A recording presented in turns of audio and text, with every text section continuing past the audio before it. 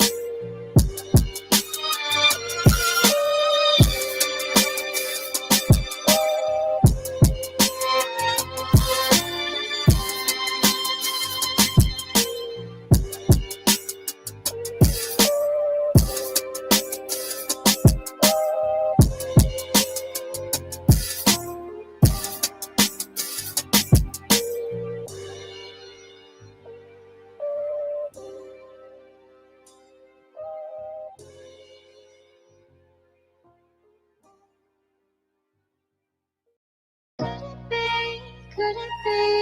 Could it be? Could this be love? I'm so helplessly in love.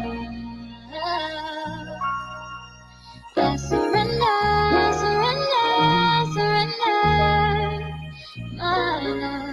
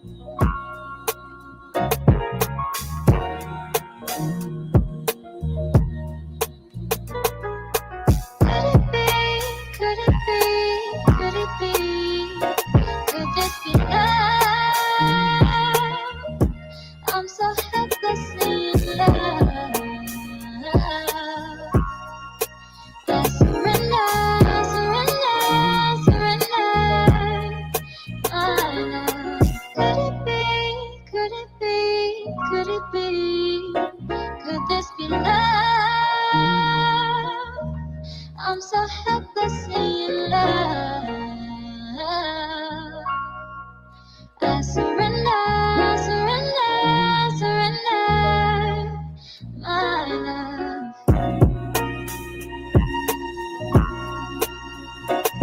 Good morning. Good morning. Hope everybody's well out there. Hope everyone's doing well. We're going to jump right into the show today. Can I get a mic check? Can I have a check of the mic, please? I want to kind of run through this. I actually need to go get an oil change and buy a new filter and all that stuff. I need a new air filter. I had some errands I was going to run this morning. I put that off for another day or two. Because I saw this. I was just, scrolling through my feed, farming and foraging for content as I do in the morning. I was about to just call it a slow news day. I really didn't have much I felt like putting together. There's a couple of little small things that happened I could maybe give some thoughts on, but it wasn't worth doing a full show, And then I came across a Miss Crimson Cure, and it all started to coalesce for me. Black folk don't really have much to do with the Charlie Kirk death at all. However, because of main character syndrome, Black people are somehow the primary subject of discussion around the Charlie Kirk thing. Now we kind of got a new topic. You can do the First Amendment censorship, and so people are getting all fake outraged about that. But Black folk don't even want to do that. They want the attention to remain squarely on the Black folk, which I think is a bit problematic. Fuck Charlie Kirk. Fuck Charlie Kirk. Fuck Charlie Kirk. Fuck Charlie Kirk. Racist bastard. Piss on your ashes. Piss on your ashes. Fill your grave. Fill your grave. I'll never be a slave. I'll never be a slave. I'll never be a slave. I'll never be a slave. I'll never be a slave. I'll never be a slave.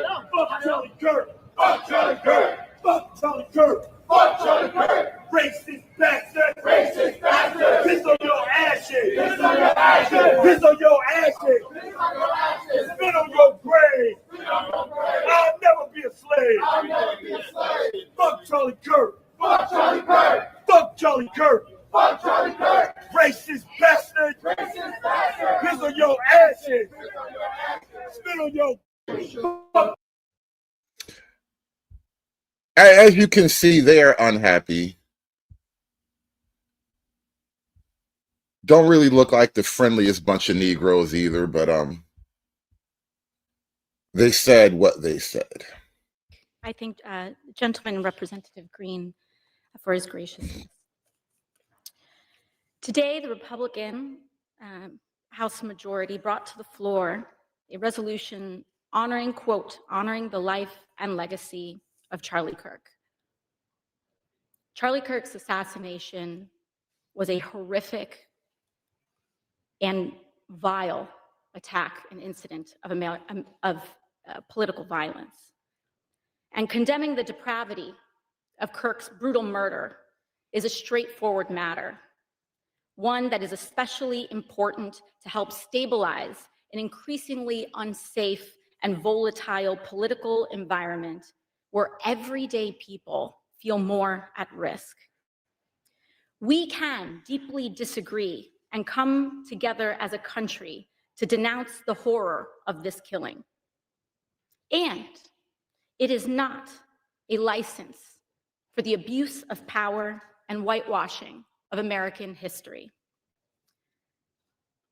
Today's resolution only underscores the majority's recklessness by choosing to author this condemnation and honoring on a purely partisan basis, instead of uniting Congress in this tragedy with one of the many bipartisan options to condemn political violence and Kirk's murder, as we did with the late Melissa Hortman. Instead, the majority proceeded with a resolution that brings great pain to the millions of Americans who endured segregation, Jim Crow, and the legacy of bigotry today. So Congress wants to pass a resolution honoring Charlie Kirk. They want to make Charlie Kirk's birthday like a day of remembrance or something, a federal holiday essentially. And Ms. Cortez says that if you make Charlie Kirk's birthday a federal holiday, it's going to scare the blacks, and you don't want to offend or harm or scare the blacks. That's a no-no. We should be clear about who Charlie Kirk was. A man who believed that the Civil Rights Act that granted Black Americans the right to vote was a mistake.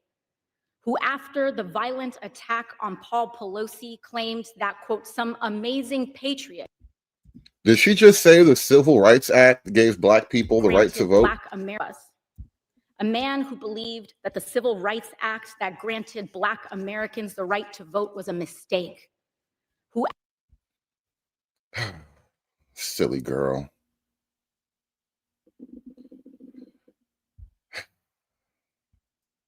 We got a spot for you too, AOC. After the violent we could put you and Ilhan in the same hole. Attack on Paul Pelosi claimed that, quote, some amazing patriot, unquote, should bail out his brutal assailant.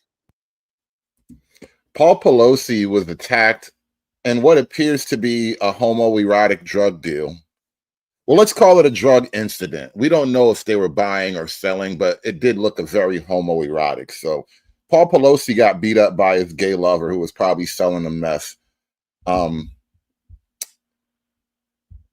Anyway. I talk to Black folk all the time as somebody that's a child of a preacher.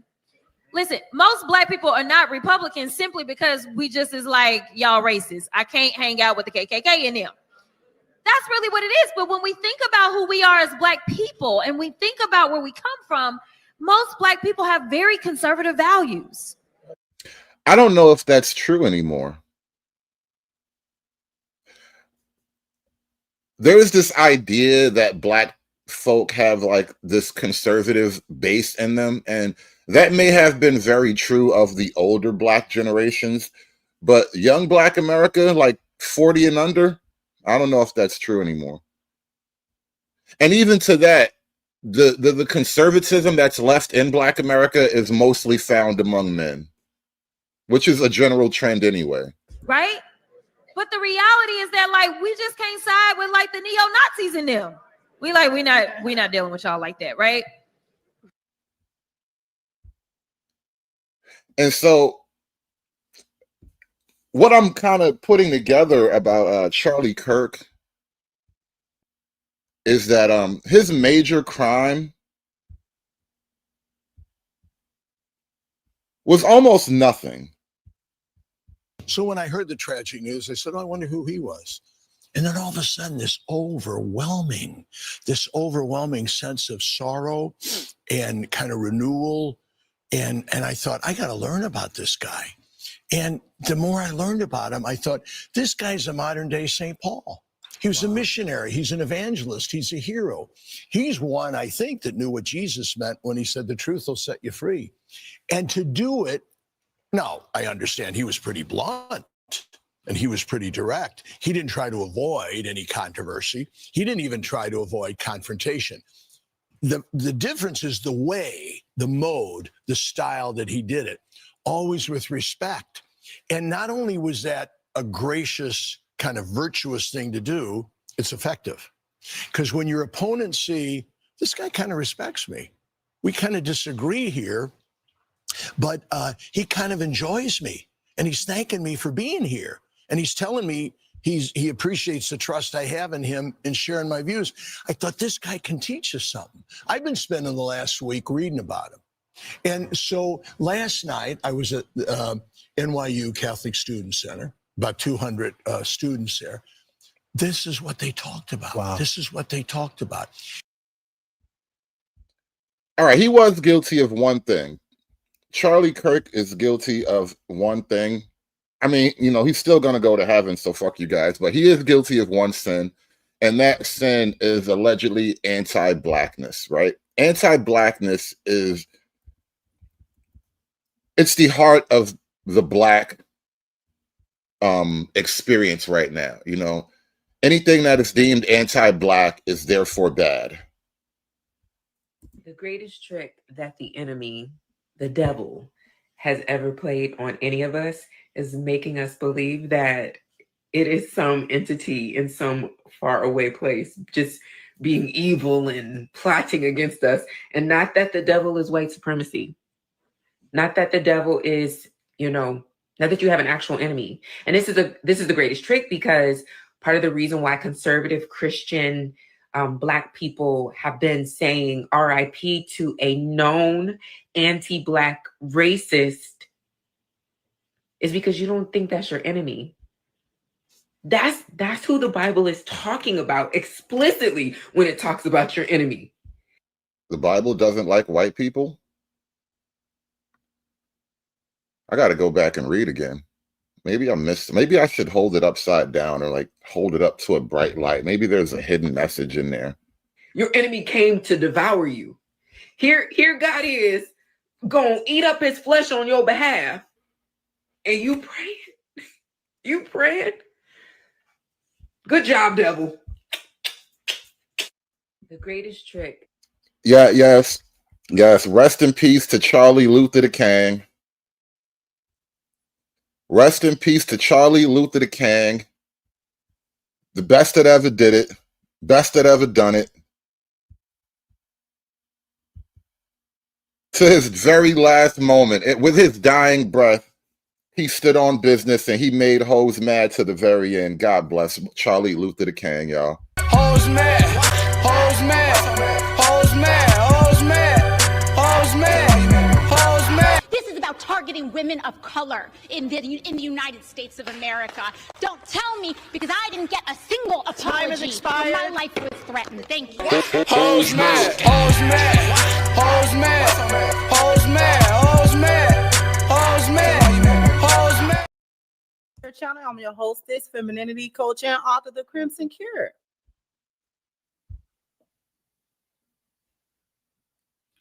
How to become a coon 101. Take notes. All right, take notes, y'all. How to become a coon. Because we want to talk about Black fatigue. Yes, we do. First of all, thank you so very much, Mogul Maze, for the first contribution to the show. I greatly appreciate you. Thank you so much.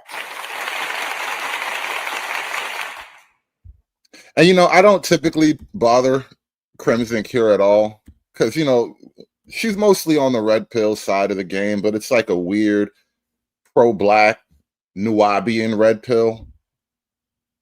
It's the Afro-Dachikian red pill.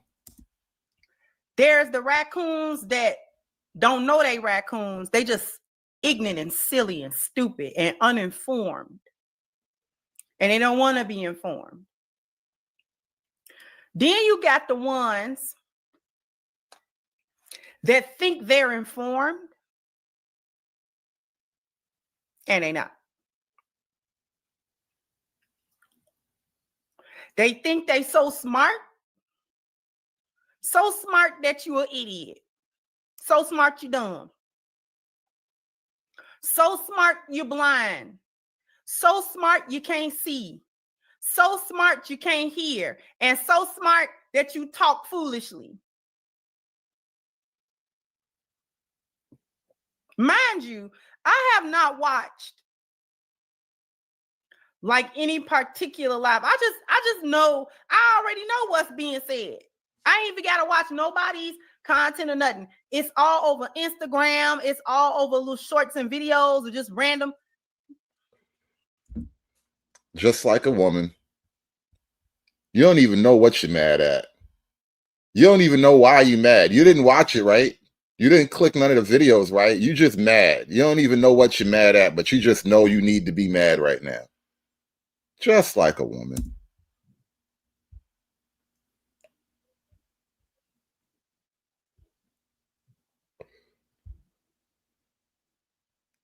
She says she's the female Umar. The first issue that I have with the so-called Black conservative, and I have openly said as recently as probably the last live stream that I was on, is that if you had to hold me at gunpoint,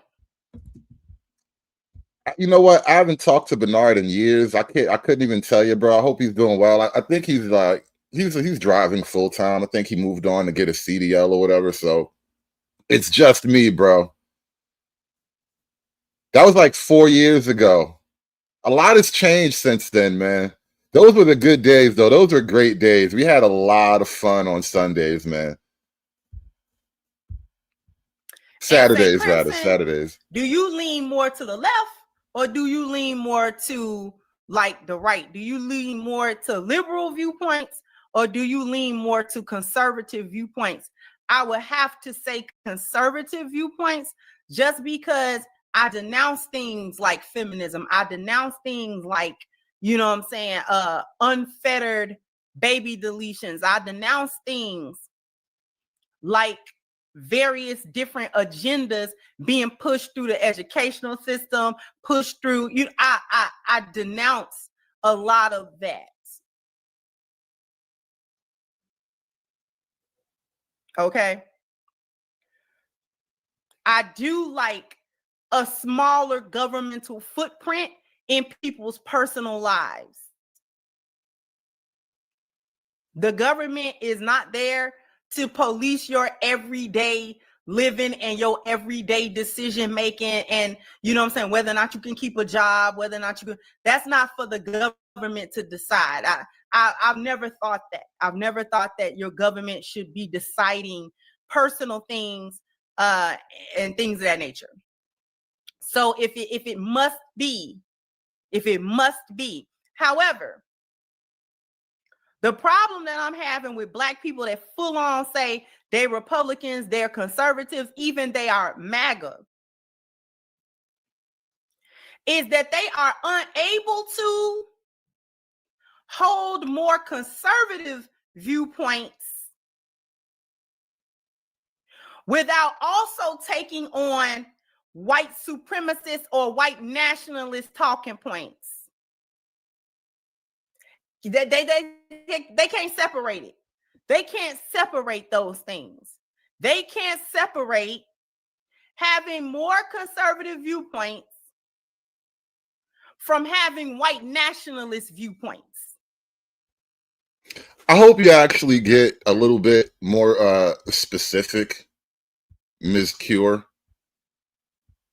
What viewpoints in particular? You know you ain't got to be a coon to say you don't like feminism. You ain't got to kiss no white nationalist butt to say you don't like, you know, this thing or that thing going on in the country. You know, let me make it really, really simple going forward about Uncured. You're hilarious. Let me make it really simple about this issue of white nationalism versus Black America. There just ain't enough of us to actually run the country. The overwhelming vast majority of Black Americans live in like 5 states and are mostly in the South, right? Chicago, New York City, those are like little regional hubs with a lot of Black people, but they're surrounded by non-Blacks outside of those hubs, right? You really have to go into the South to have a large, just densely populated Black area. There ain't enough of us to run this whole goddamn country, right? That being said, in terms of the rest of the country, it's a really simple proposition. Would you rather the rest of the country be white Americans or Indians? What if Indians were the 52%? What if this country was like 80% Indian, the way it was 80% white, like when I was a kid? Do you want that? Is that how you want to turn this into Mumbai on the Pacific? It's really simple. Maybe it's a difficult choice, but life is full of difficult choices. You're going to have to choose the devil you are more comfortable with. You teach me all my life that the white man is the devil. You teach me my whole life that the white man is the devil. Now you tell me it's all right for him to come among us. And speaking of the H-1B gang, Trump just dropped a whole new decision. The H-1Bs just got crazy expensive now. You got to pay $100,000 per year to the government just to sponsor that nigga. And he has to be making a minimum of like 90 grand a year. You can't just be bringing in your little retarded cousin and paying him pennies. Nah. We done all that. We doing away with a lot of that. You know, shout out to the white man for building his wall and putting guns and all that stuff on it. You want me on that wall. You need me on that wall. See, a lot of what be happening with y'all so-called coons or whatever, y'all call yourself, y'all done mentally left the black plantation. Y'all call yourself, y'all thinking Keep It 100 says Indians ain't lynching niggas. Okay. Now think about that if they were the 52% or if they were 65% majority of this country. Do you think if the Indians were 65% majority in this country, they wouldn't hesitate to lynch niggas? I mean, frankly, do you know how Indians treat Indians in India? The concept of lynching itself is not a crime, nor is it a moral sin or whatever. Nobody's gonna look at you funny because you're an Indian in India and you lynched another Indian. No, I promise you, they don't have the same rules as you, bro. They don't believe in the same moral structure as you. Their God has a completely different heaven than you. Their heaven is literally just a giant cow. It's an infinity cow. That's their heaven. You get to lay on the back of the infinity cow for infinity. They have a completely different scheme. So don't assume that they have some type of morality that is compatible to your morality. No.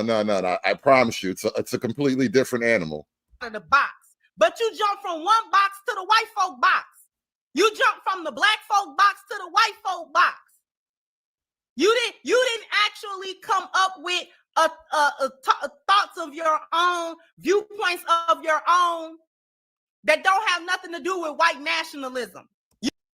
Are you accusing me, the boss level? You accusing me of not having thoughts of my own? Sometimes all I do is pull over to the side of the road, turn on the mic, and pontificate random nothingness into the ether. What do you mean? That was exactly the whole stream I just did the other day. I'm right because I'm right. Whereas I can logically walk through argumentation that will land me in a particular place. I can't help it if the facts are the facts, but don't tell me I have not walked through the facts on my own.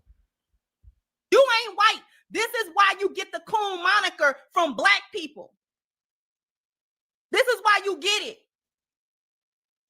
And y'all focus on erroneous stereotypes and talking points, make straw man arguments so that you can, argue against it with black people.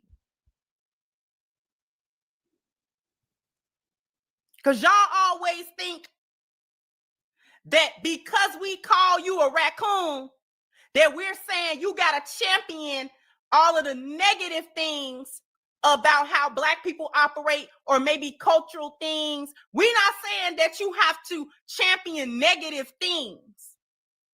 But let's look at what you think. The other day, somebody put a stream up and they titled it, because I was a part of that show. They titled the stream, Charlie Kirk and George Floyd are in heaven. Now, as much as people are upset at, Kirk being memorialized and everybody having all this pouring out of emotion, remember how much you niggas tried to make us love George Floyd. George Floyd got statues in cities he ain't never been to.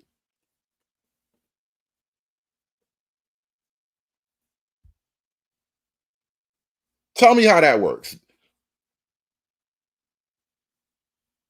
You know that statue of George Floyd where he like sitting on a bench and his wife beater? He got his arms stretched out, like waiting for you to come sit next to him. That shit is in downtown Newark. I drove past that shit one day. I stopped. I was like, what the fuck? Hold on, hold the fuck up. Did I just see what I saw? I was like, get that fuck out of here. That nigga is sitting right there. I never knew. Bro, that they got statues of this nigga in towns he ain't never been to. Like, stop it. Stop it. It's negative about the black culture. Everything a white nationalist say is wrong with black people, you say it's wrong with black people. They don't like hip hop and rap. It never occurs to you that they just hating on it, which is why they came to monetize it. Now you're going to defend hip hop and rap. You know, and I was talking about rap just the other day. I kind of meandered into talking about music at the end of that stream the other day, but yeah, rap has some definite problems. What did I call it? You know, it's the music of anti-civilizational music. And I know there's always people who, you know, what about Lupe Fiasco? You know, listen, I like Lupe. I haven't totally excised Lupe from my playlist yet, but I said what I said, goddammit.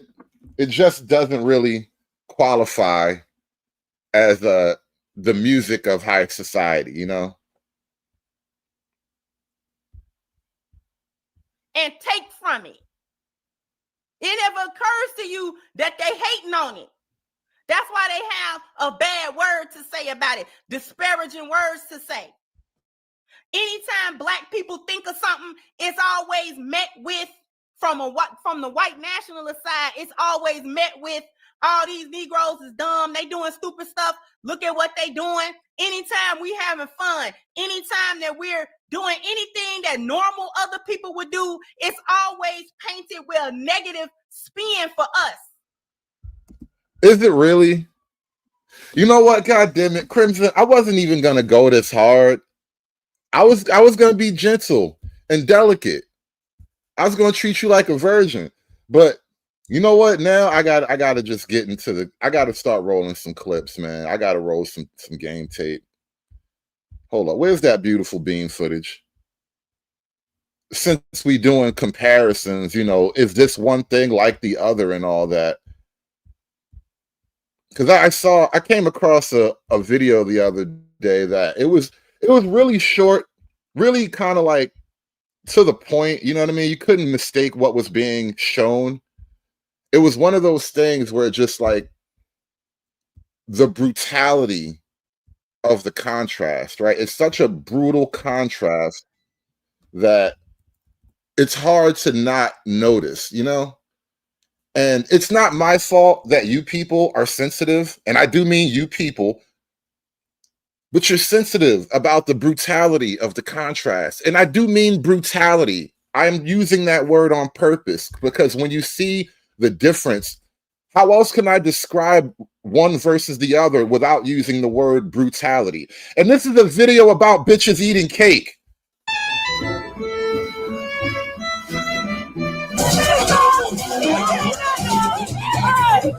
The brutality.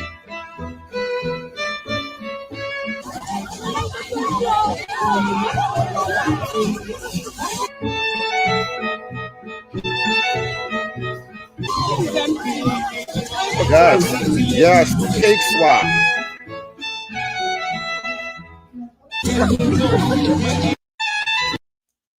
How do you brutalize a pastry?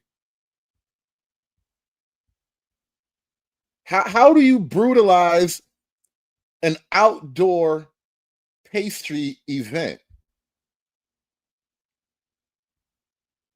It was shocking. Everybody must eat. Everybody must eat. Everybody must eat. Everybody must eat. Yes! These bitches rape the cakes, y'all.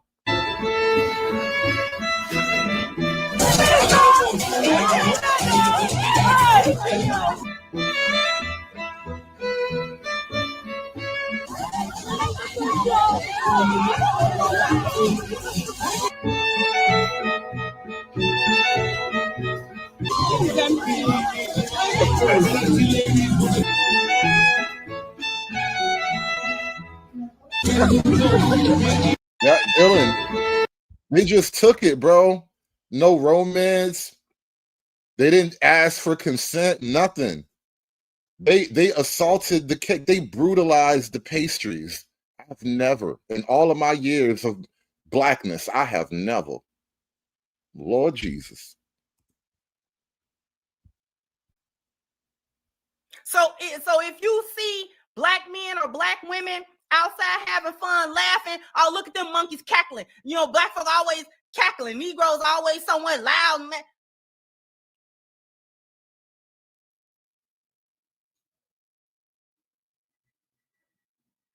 So the issue that I'm having it with it.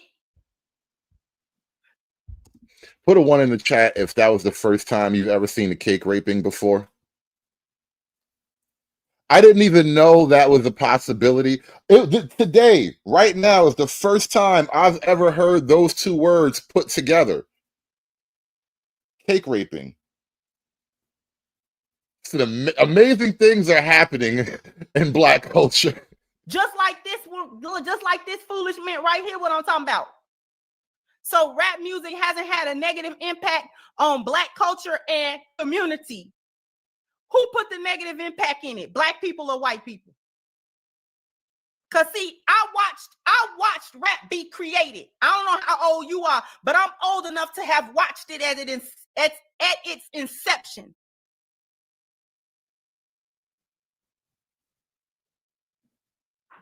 Before the record labels bought it out.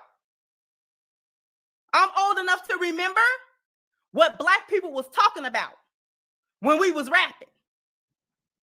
When rap first took off, when hip hop first took off, we was talking about self-destruction. You're headed for a self. We was talking about that. You were also saying a hip, a hop, a hip to the hip hopper. You don't stop, a rock, and to the bang bang boogie. The up jumps the rhythm to the booger the bee. You were also saying that retarded shit too. So let's not act like it was all uplifting, powerful, motivational shit. It was literally boopity boop. It was this is why they called it boopity boopity moves. It's that boopity boppity shit. We were talking about the realities of what was going on in our communities without trying to sensationalize it or make it seem like it was okay. We talked about the drug epidemics. We talked about the crime epidemics. We talked about the gang epidemics in the music. A lot of our rap music was educational and entertaining. The cope is so real right now. You know what's so funny? You know what? What she's describing with rap is kind of how when you know how like white flight occurs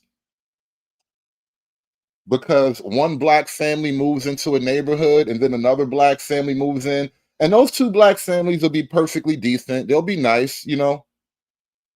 They'll be like the 80s rappers, you know, perfectly decent, respectable. And then the white folks, they know what's coming, so they start to move away. And then their less respectable black cousins move in.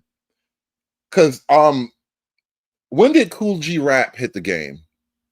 Like 1989? Like let's not act like the rap era just had this glorious peaceful run. Like the gangsters came in almost immediately. right? The street niggas was always there. And right, he only even got popping in like 89 or whatever, but he was really, really rapping for a minute before that, because that's how it works, right? You don't just walk into the studio fresh off the street. You were already doing that shit. And so, like, let's not act like you niggas was backpack rapping for the whole goddamn decade. We had rap groups like BDP. We had Public Enemy. We had all it. And then we had party rap. Yeah, I'm old now, bro. I'm old now. I was young then, but I'm old now. And I remember that shit. It wasn't all the peaceful party era. It definitely was the beginning, but that shit was kind of short-lived if you think about it. You had like 5 to 8 years max, and then one of these niggas brought a gun to the party. Then we had party rap. Just rapping about having a good time, having a party. Hey, you know what I'm saying? A DJ and we dancing and stuff like that. Only until a certain group of people stuck their hands into it. I'm about to educate you.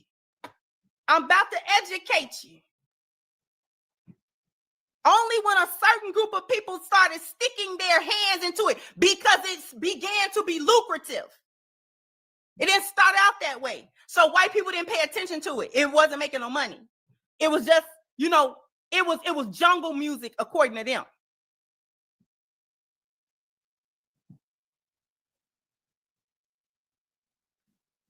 But once black men 1987, Two Live Crew, Get It Girl. Right. But we was all building though. We was all black powers and shit. Every rapper in the 80s had the African green medallion shit, which that didn't even come out until the 90s, but let's stop lying to ourselves about our noble mythical past. We were all peaceful, educated, high-minded 80s rappers and shit. Began to create record labels, and they began to organize it to where they could make money, to where it became financially lucrative and they had creative control as well. So this was going to be a powerhouse for the black community. When you had black men, not all of them could rap, but some black men in the community were more business savvy. So they were able to organize, create small labels, sign each other to their labels. Now notice, all of this is allegedly about black conservatives and Charlie Kirk.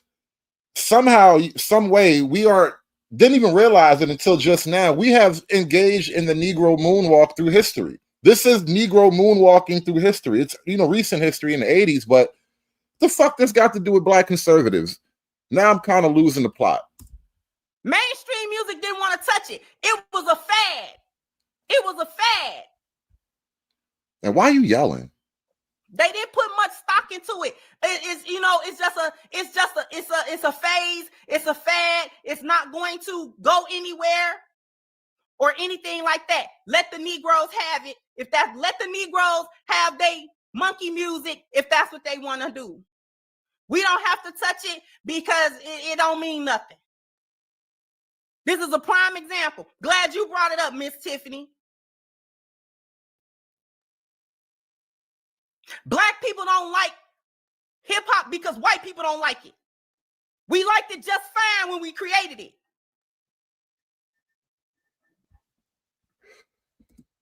I explained, and hopefully I did a decent job, but I explained the other day why I just don't really listen to rap at all anymore.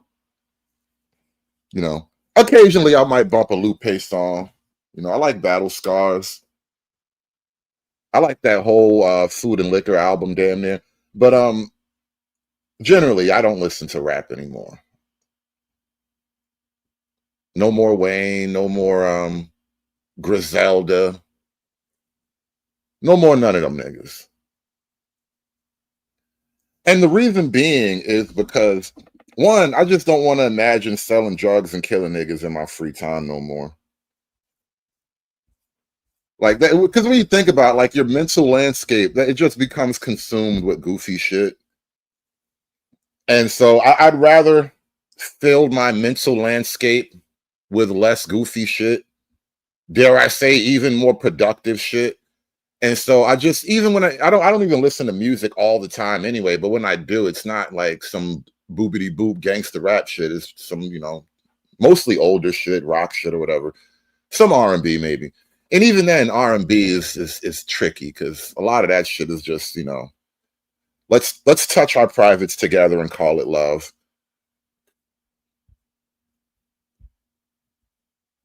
I kind of talked about this sort of like there is a kind of one-dimensional nature to rap, and then if you expand it to just black music, so it's like rap and R&B.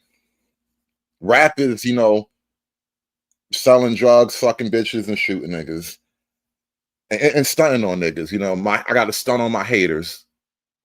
And then R&B is like, I love you, I hate you, and we're fucking all the time, or we're not fucking anymore, and I'm sad. But it's very sort of like flat in that way. And so I kind of listen to other genres of music to explore other experiential sets, other sets of emotions, other ranges of experience and whatever. And so I was kind of making the point that when you limit yourself to just the black experience, it really is like retarding yourself. Like you kind of are now cut off from the actual real world. So once black men began to start organizing it into something that black men owned completely, from the creative aspect of actually making the music, actually rapping on it, actually, you know what I'm saying? To creating the business portion of it to where money could actually be made. Now when they saw it organizing and saw the potential, now you want to have all these record execs. And in the 80s, the rappers was putting it in the music. Don't sell out. What was they was talking about? They was trying to warn the other rappers, producers, DJs, and stuff like that not to sign these supposedly lucrative record deals, because what they were seeing was that they were not going to be able to get the royalties, and most importantly, they would no longer have creative control. What this got to do with Charlie Kirk and black men, black conservative men? What are we even doing now? I should skip ahead a little bit because this is getting on my damn nerves. I don't even care about music history.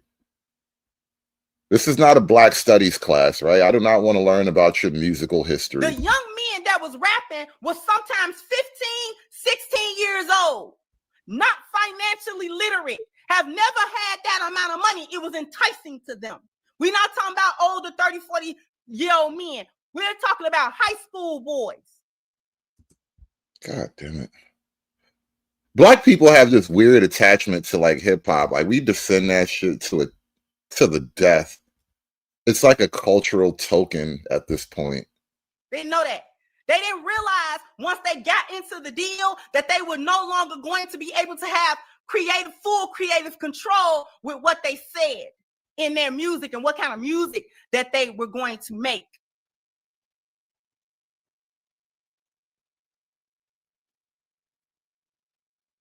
Fast forward that a little bit, it started to get more commercialized. So if I want to speak positive things in my music and my record label will not back the project and they shelve me, now I gotta come make music that they're going to be willing to put out. I compromise what I'm gonna say. Is this her way of blaming the white man?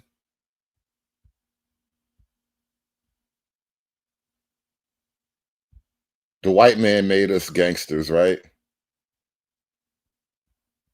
The music made me shoot you.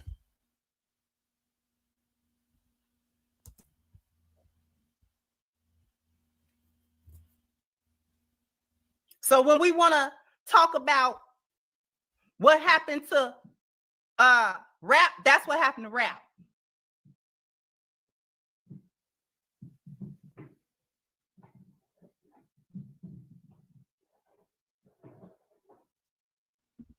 You know the same thing that happened to rap is what happened to the Cosby Show. A lot of people don't like to talk about this little moment in time, but there was a time where the Cosby Show started to get a little bit of hate from the Black community.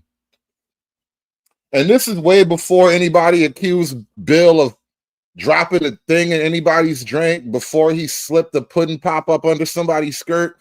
Bill was still golden, and the Black community was kind of over the Cosby Show. Why? Because niggas wanted to hear that real shit. Niggas was tired of the Cosby Show.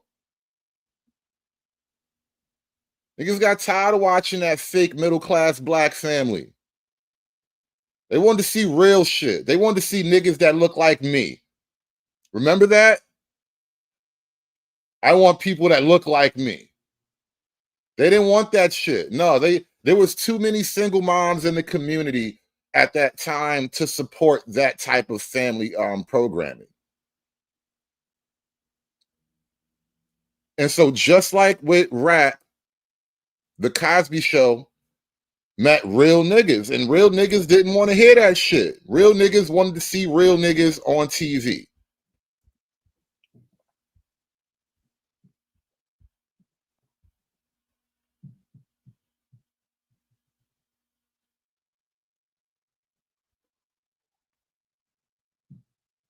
So everything that white nationalists disapprove of, Black coons also disapprove of it. Everything. Everything. But and what makes it cooning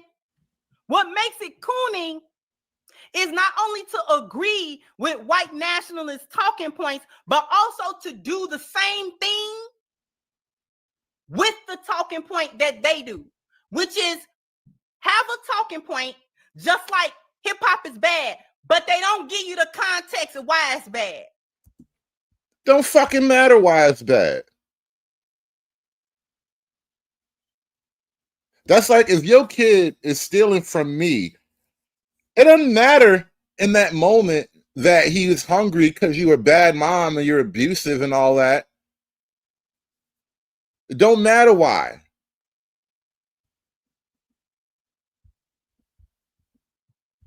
Because they want you to think hip hop is bad because Negroes is bad. Hip hop is destructive because Negroes are inherently destructive. Well, I mean, do you want to have the conversation or nah? Because if you don't even want to have the conversation, that's fine.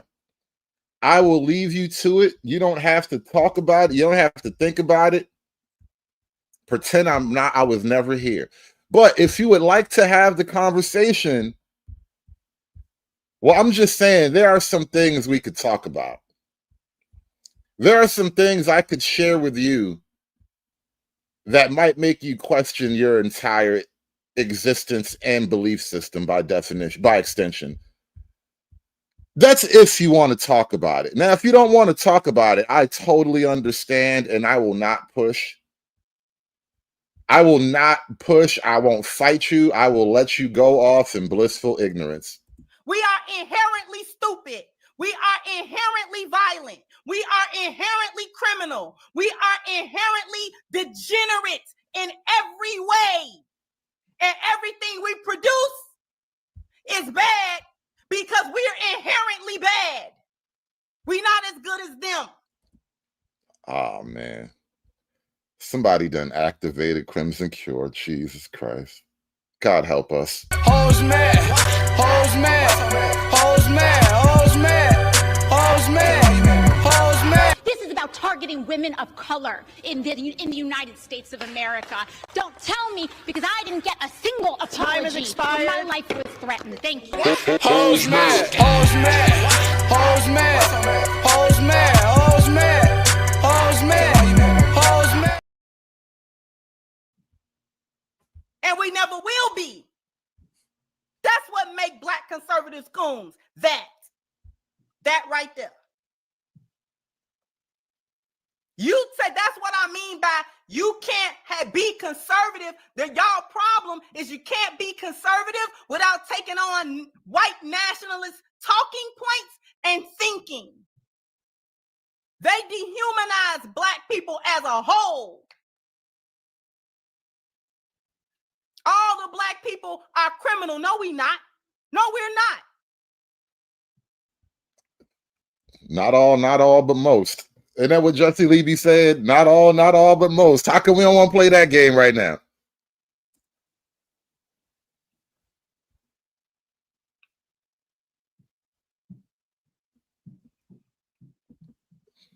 The other thing that makes y'all coons and the reason why I'm fatigued, let's talk about the use of black fatigue.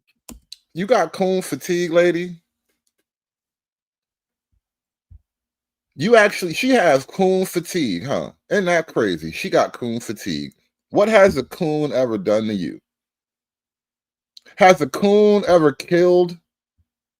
Has a coon stolen? Has a coon robbed you? Has a coon assaulted you in some way? Are you being oppressed by the coonship? Just this wasn't even in my notes. This is an offshoot. Why y'all want to come on here? She be taking notes? Oh, damn. Look at her eyes. Maybe she do be reading off the script. She got like bullet points and shit. She organized. Like, I have never seen organized hatred like this outside of like Klan rallies. This is organized hate. This is amazing. Oh man, hate.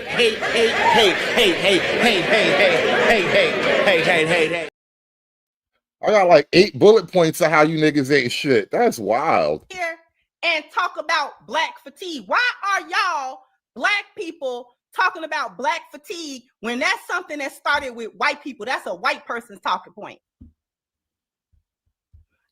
Is it really a white person's talk? Did white people really pioneer black fatigue? I mean, maybe if they stole the term, maybe, but they didn't steal the feeling.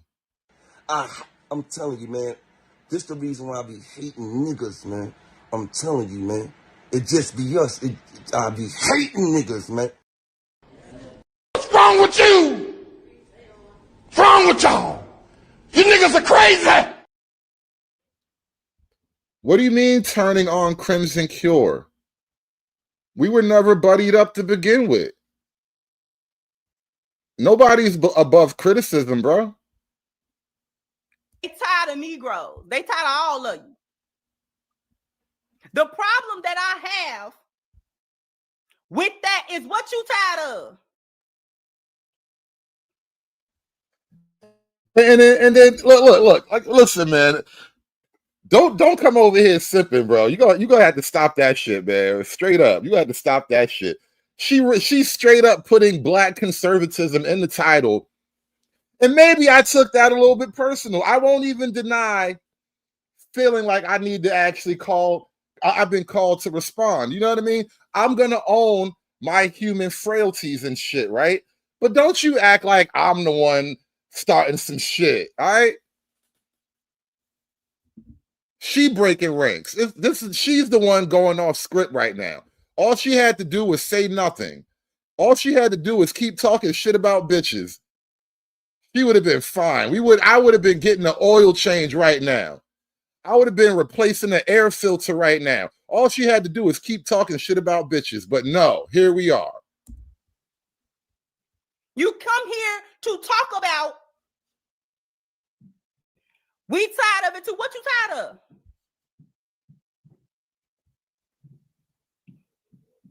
I don't mind us discussing what our issues are.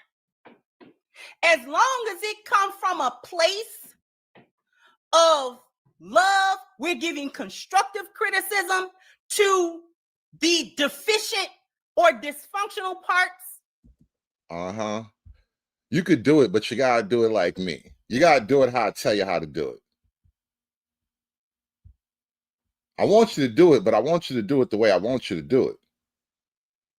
A motherfucker just supposed to take and accept whatever the fuck you say because I'm a black woman. Bitch, shut up. The fuck out of here. I've been neglecting the super chats. Let's take a break here. Shout out to IU McCoy kicking down the door early in the game with the 5-ball, the hobby that makes money. Shout out to you, Hood, keeping us entertained. I know it's a good hobby, man. It really is a good hobby. This and fishing. Best thing in life, man. I controls with the 5-ball, repotting my plants. Thanks again for an enjoyable Saturday AM. Good morning, Hood. Good morning to you. Good morning to everybody else out there listening. I'm gonna need at least 2 of y'all to hit the like button. Not one. I need 2 people to hit the like button. You can discuss among yourselves who's gonna hit that like button, but I need somebody to hit that like button. Somebody else throw $1 in the hat. Thank y'all so much for coming out today. Give me the money for I was cute. Give me the money. Bluff City nerd with the 5-ball. Ninjas seem to love to SBE people who don't agree with them politically, but won't do it to 304s. Ain't that about a bitch? Goddamn right, too. Hoes mad, hoes mad, hoes mad, hoes mad, hoes mad. This is about targeting women of color in the United States of America. Don't tell me because I didn't get a single apology. Time is expired. My life was threatened. Thank you. Hoes mad, hoes mad, hoes mad, hoes mad, hoes mad, hoes mad, hoes mad. Mr. Enigma with the $2.33 super chat. Can a coon? Girls are Can a nigga live? Can a nigga live? Please. Give a nigga a break. Give a nigga a break. How much more can I take? Give a nigga a break. Girls are here to be sexy for me. Throw it back on a nigga. And that's why you're gonna drop that ass for a nigga, because you were put here to drop that ass for a nigga.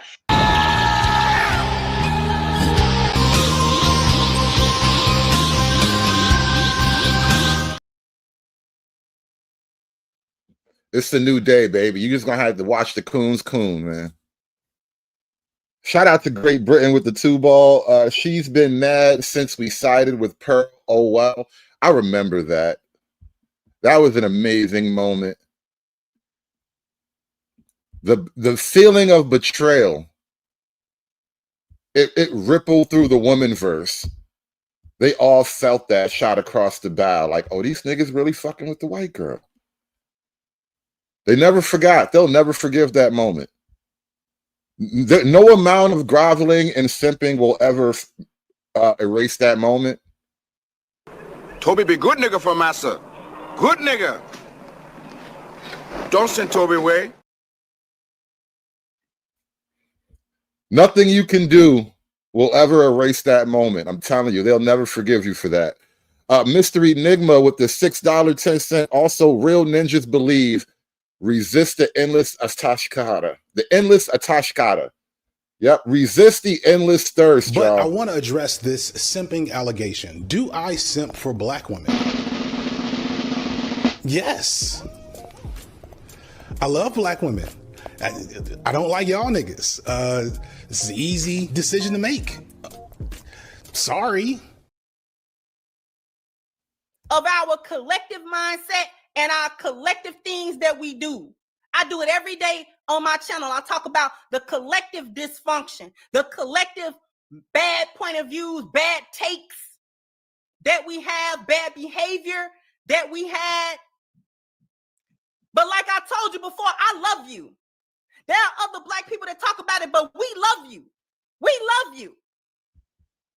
Doesn't she sound loving? Doesn't she give loving? Can you guys feel the loving right now? Can you feel Crimson's love tonight? I don't sit here to sit in judgment of other Black people like I'm so high and mighty. I want to see us do better. White nationalists don't want to see us do better. They sit in judgment. Not cake enjoyer. Ash will fly. I don't even know what you're supposed to mean when you type cake enjoyer in the chat, but it feels subliminally racist, bro. That felt like a really highbrow subliminal racism shot. Like, I got to go to Oxford for a year or two and absorb myself in that culture to really understand just how you offended me. Of everybody else's culture, everybody else's mindset, and how everybody else thinks. They don't have no intention of helping nobody else. None. They sit around and talk about you like a dog.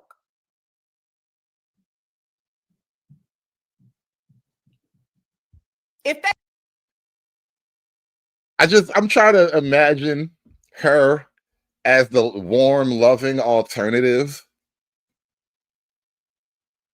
You know, like, I'm trying to picture you, you know, like, I bet if I hugged you, it would hurt. It would physically hurt if I just tried to give you a hug. Like, it would be painful. They bring up the deficiencies of our community. Those of us who know better, always gonna get them a side eye. What you worried about it for? Because they discuss the ills absent of the historical, environmental, social, and economic contexts. Everything they discuss about Black people is in a vacuum. It's isolated. We don't want to talk about no other contributing factor. If Black people are suffering from fatherlessness in the home, why?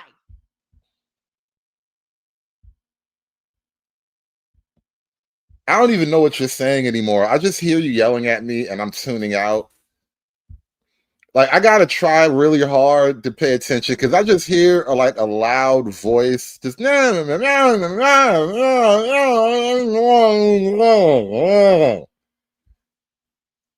gotta go back. I forgot what the fuck she was talking about. Side eye. What you worried about it for? Because they discuss the ills absent of the historical, environmental, social, and economic contexts. Oh, we talk about you without letting you off the hook. Okay, I get it now. I get it. We talk about you without making it look like you're a victim. But does anyone see that? No. Does anyone care about that? No. All they see is an aggressive Black girl talking.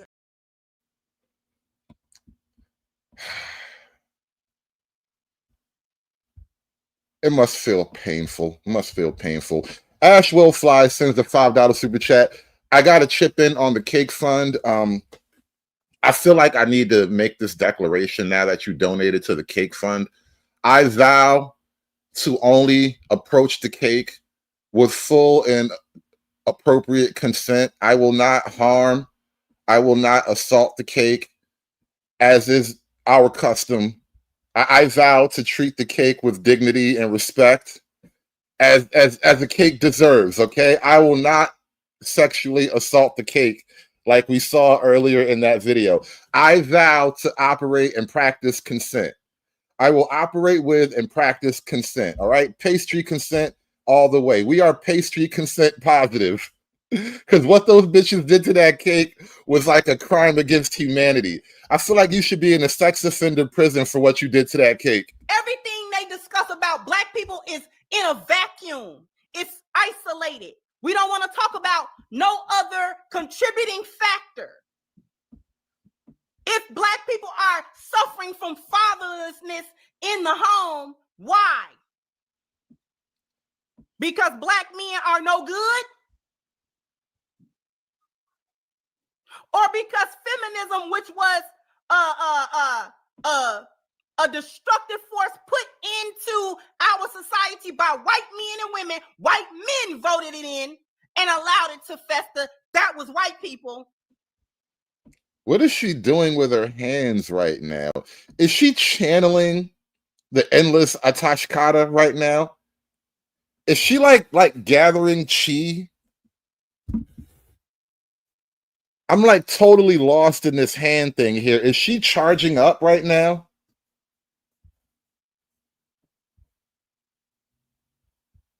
Could it be that we're living in the remnants of that, always excluding the context so that they can point the finger at Black people?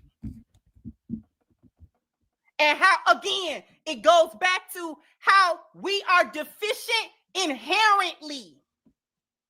You know what inherently means? Means we're born like that. We're born stupid and criminal. Were you born that way? I don't know if that's totally true. If you feel that way, though, you should talk about it more. And degenerate and uncivilized and uneducated and every other negative thing that you can add to it. We're born that way. We're genetically predisposed to being all of that. And by contrast, they are genetically predisposed to being better than us, which gives them the right to rule over us.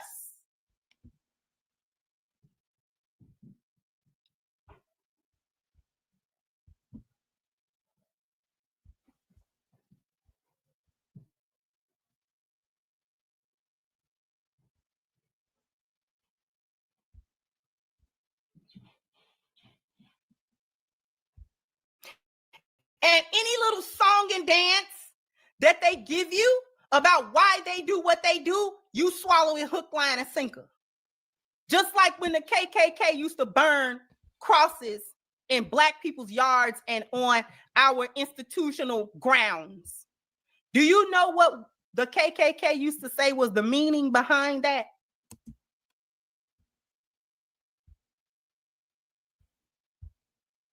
Now, what Charlie got to do with the KKK? What does Charlie have to do with the KKK? I don't understand how he wound up here. Somehow Charlie and the KKK have entered the chat. And I'm lost. I'm genuinely lost. I'm a little bit confused. I am absolutely perplexed.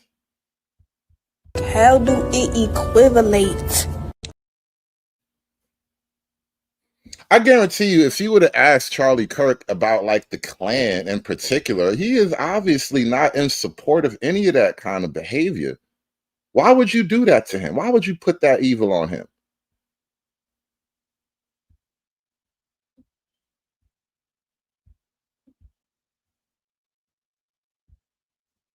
Give me 1 second. I got to adjust something here.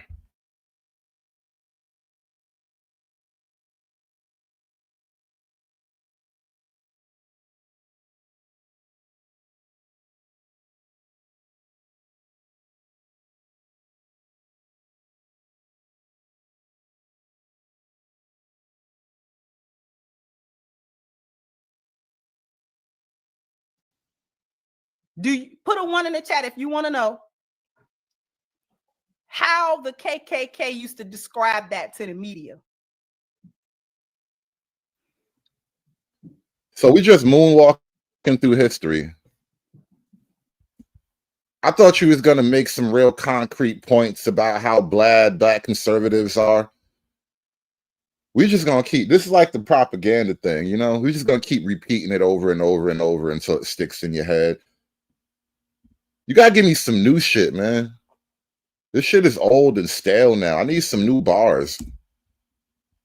They used to describe burning crosses in the yard as lighting the way for Christ to Black people because Black people were lost and no longer knew their place in society, which, by the way, was to be subjugated. That was the place that they didn't know.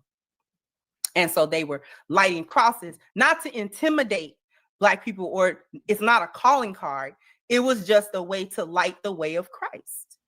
They weren't burning the cross, they were lighting the cross.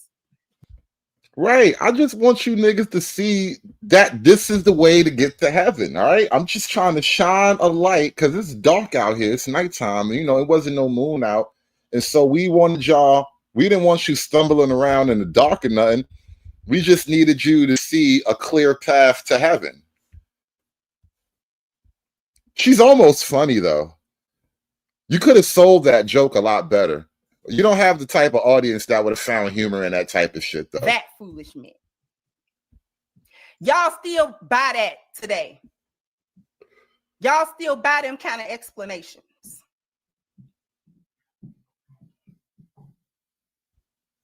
Y'all still buy them explanations. That's why y'all so busy trying to explain away everything that Charlie Kirk was saying. But you just agree with half the shit. You just agree with most of this shit, honestly. You just don't agree with anything that sounds like Black people. Other than that, though, yeah. Like that. What?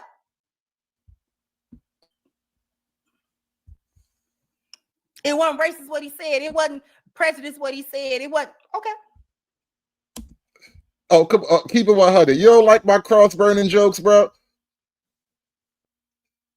Come on, man. You gonna tell me that wasn't a little bit funny? And that wasn't even my joke. That was her joke. I just made it sound funnier.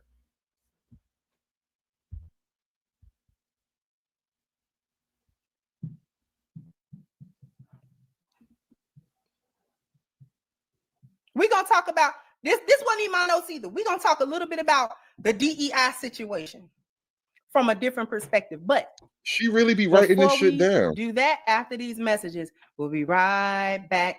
Because I need everybody to go to ashkicking.com. Oh, she going on a commercial break. Holy shit. If you want your skin to be looking and feeling She's kicking absolute ass. best, then you need the body butter that is on your screen right now, okay? Please take advantage. If this is going to be your first order, please take advantage of the 10% discount using the promo code This is amazing. at checkout. Once again, the link is pinned to the top of the chat, ashkicking.com. Shout out to Crimson Cure, the ash kicker. Oh, you guys are bam, bam, bam, bam. You got Crimson Cure, the ash kicker. Amazing. Hold on, I messed something up. Give me a second here.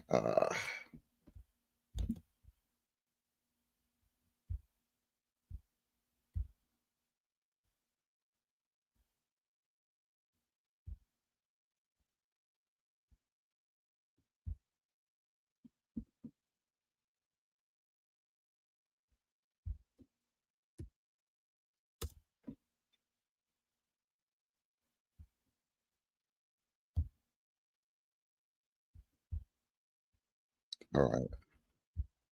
Okay, we're back. We're back. Sorry about that. bam, bam. You got to go ahead and hit the like button. Do I have something going on right now? I might do. Hold on. Shout out to Crimson Cure, the ash kicker, by the way. I appreciate you. Thank you, President. If he was discussing it from moral and legal, it was biological and environment. Because ethics is culture. He wasn't really talking about culture unless he was talking about Black people's culture. But thank you. He did talk about it from biology, environment. Skip the culture. He skipped the culture. So that you don't get to make the correlation for all three. Thank you, DZ said, can't forget about the New Age conscious community rappers, J. Cole, Common, Kendrick, and me. Not me. Thank you, Red Rooms and Miss Kirsten. White women specifically more inclusion was introduced officially into businesses, hiring practices, and things of that nature. It mostly benefited non-Black people. It benefited white women specifically I was more talking than about any DEI. other ethnic group. However, when DEI was repealed, when so many companies dropped their DEI stance because it was no longer beneficial for them on their bottom line to do so, we saw that a lot of Black women lost their jobs. Which the easiest way to understand that is the Black women who got fired first were the most expendable. That means what you did for the company was the least important, least impactful job. They're not going to fire the people that actually make the money. So one would say, if white women benefited more from DEI than Black women, why is it that when they roll back DEI? Yeah, uncut. I'm with you. No slavery, no reparations. All right, no more dead horses. I'm totally with that. No slavery, no reparations, no dead horses, right? We have to have a more present and future-oriented conversation. We can only discuss more recent past. We cannot go to reparations or slavery. Black women suffered and white women didn't. It was captured in something that actually our boy Charlie Kirk said. It's something that he mentioned on that what is now a popular clip when he was talking about DEI. And I think it was the clip that he was specifically mentioning Ketanji Brown and things of that nature. He said,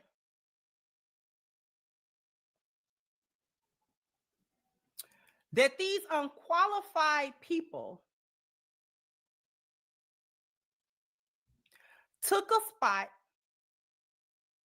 that would otherwise belong to a white person.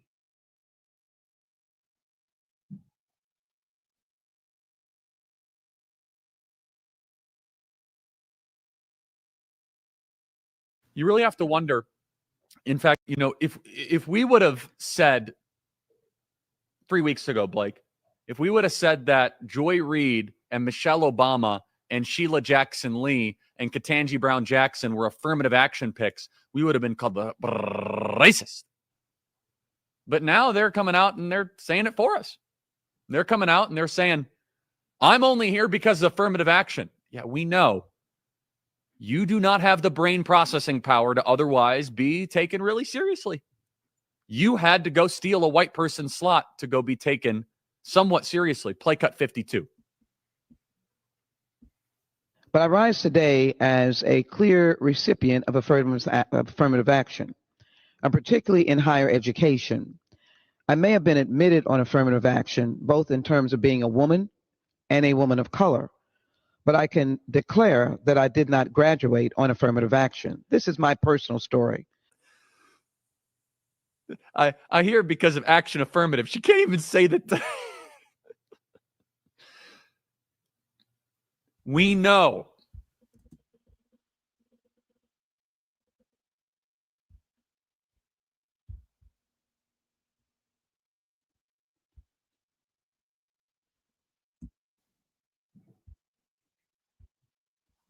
And I'm paraphrasing. That's not verbatim. That was not a Freudian slip. He didn't slip up and say that. He meant to say that. And I want people to think about what that implies. First of all, especially depending upon what field we're talking about, because he mentioned DEI in the terms also of his statements about Black pilots.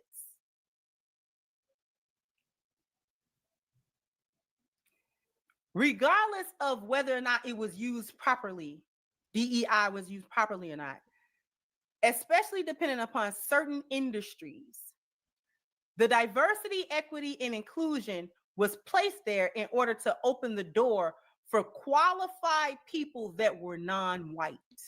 But then you just said whether or not it was used properly, meaning they could lower the standards if they wanted to pump up the numbers, which is exactly why we started making fun of the whole idea of the black pilots. And I was saying the exact same shit Charlie Kirk said. I don't trust these new black pilots. They be fudging the numbers for y'all niggas.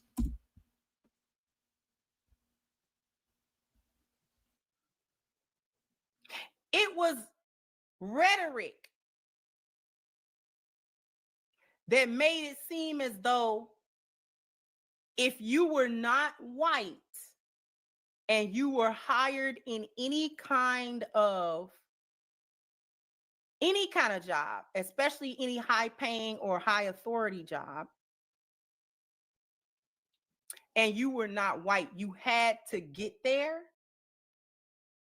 because you were DEI and because really you're not qualified to be there.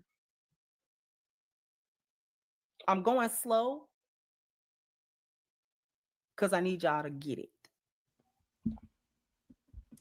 Yes, the very imposition of these programs does kind of give rise to the argument that you are less qualified. And what's going to happen is this, right? The front end is always like the superstar high achieving bunch.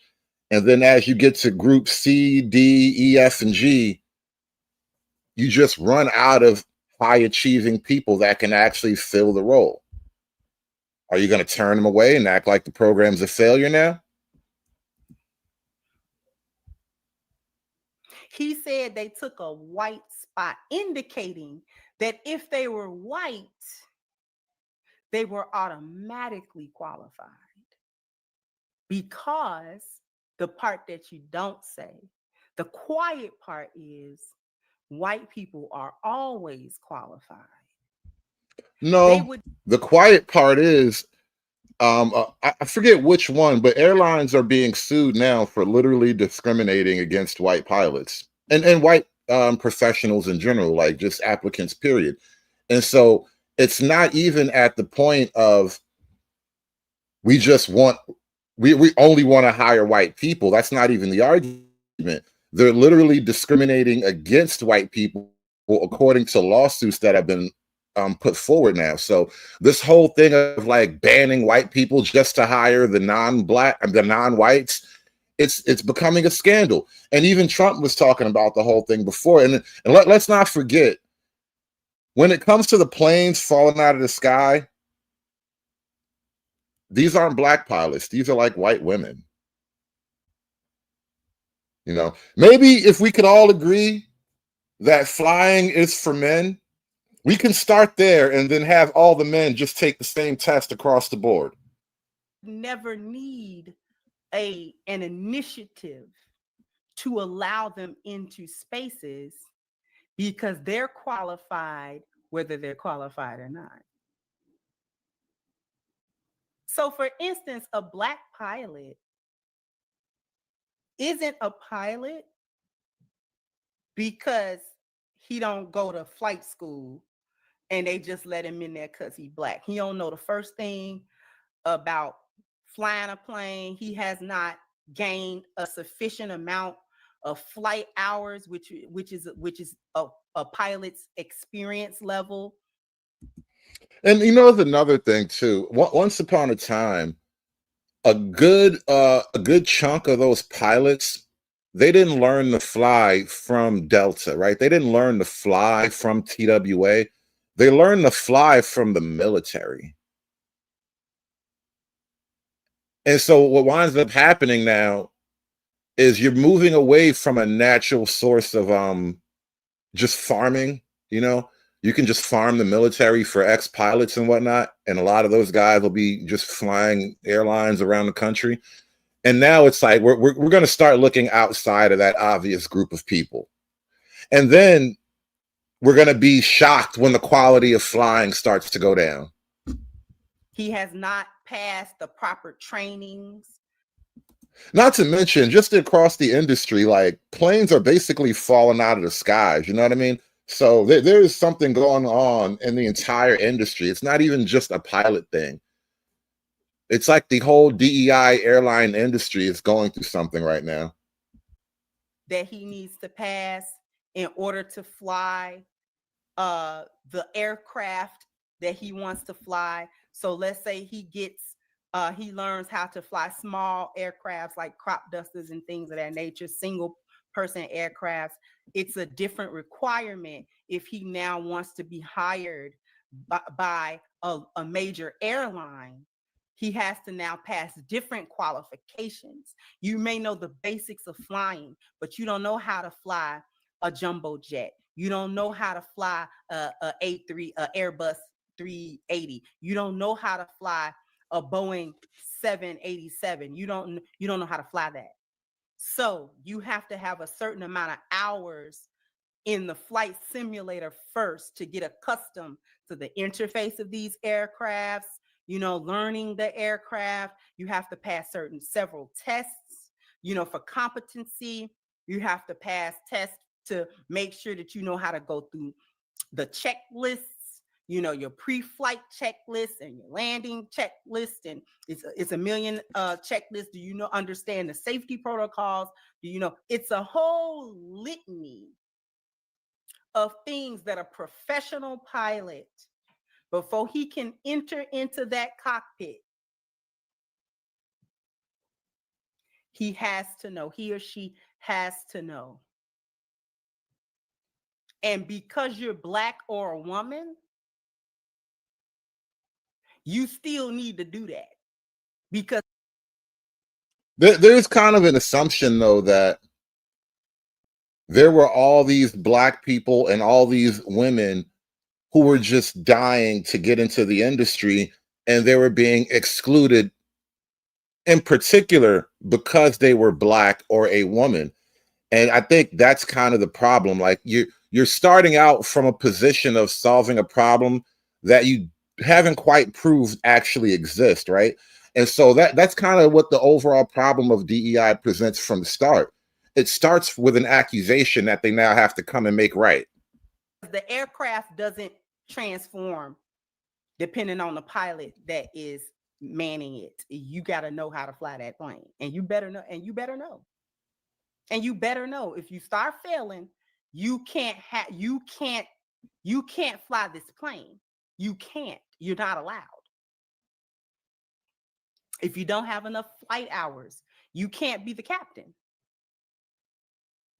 You're not allowed to be the captain because you don't have enough flight hours. You don't have enough experience to do this. Not to mention, speaking specifically about pilots, I would wager that not less than half of all professional pilots that fly for civilian flights are former military from the Air Force. They're Air Force pilots. They've had many years of flying that plane. They know how to fly planes. They still got to do the qualifications to fly domestic jumbo jets and things of that nature, but they're long time pilots. So these are not people off the street that get to come in and sign up, and then you get to be in a pilot seat. That's not how that works. That is not how that works at all.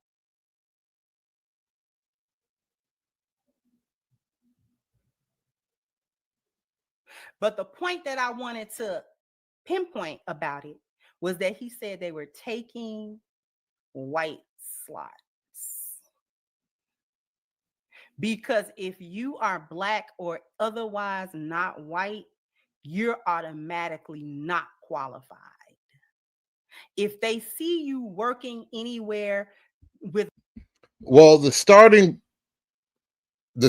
proposition for the DEI programs is that you have all these white people in jobs, and we need to have less white people and more non-white people. So by definition, one of the stated purposes of the DEI program is to hire less white people.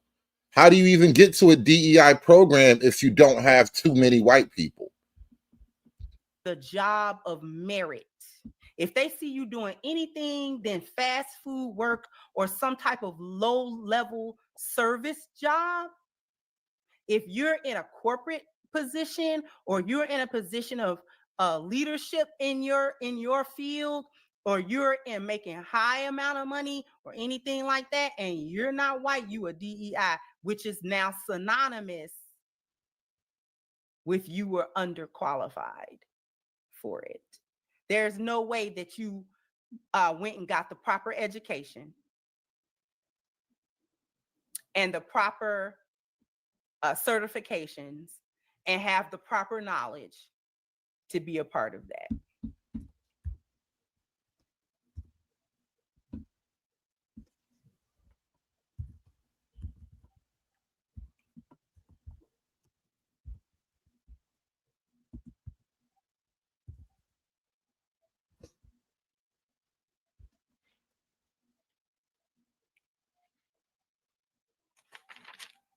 Back to you, coons.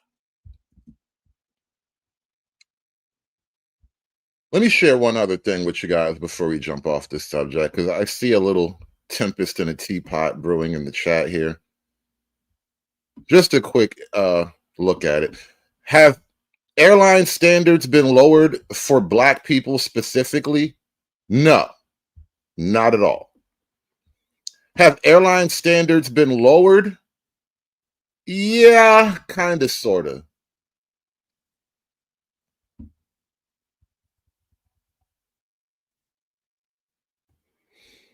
Some airlines, such as Delta and Southwest, have eliminated certain hiring requirements like a 4-year degree to attract more applicants and address the pilot shortage. Now, they say it's a reaction to pilot shortages, which intensified during COVID. FAA has denied requests from airlines like Republic Airways to reduce the mandatory 1,500 flight hours for pilot certification. So there have been requests from the airlines themselves to reduce mandatory hours and stuff.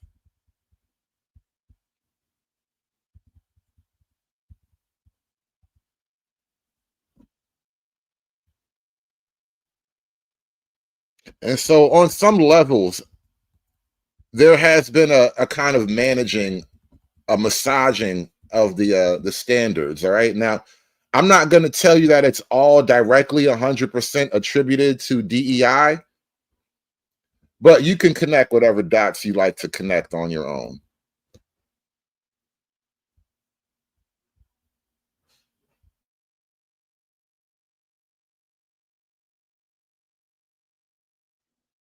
Back to the coons. We coming back. I ain't forget.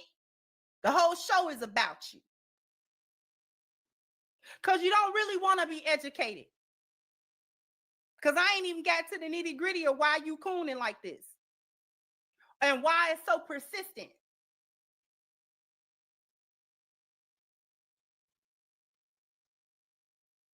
My problem with you, like I said before, is that you take on the same intention as white nationalists do for your talking points. Like I said before, when they talk about Black people, they have no intention of helping Black people. They have no intention of, and they project out and they rewrite the narrative and they enter into revisionist history about how Black people got to the point where they got to. And isn't all community mythology revisionist history?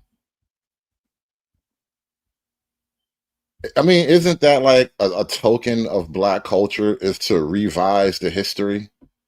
Because, you know, you can't trust the white man and his books and shit. right. Now, what's our motto? We was kings. We was kings!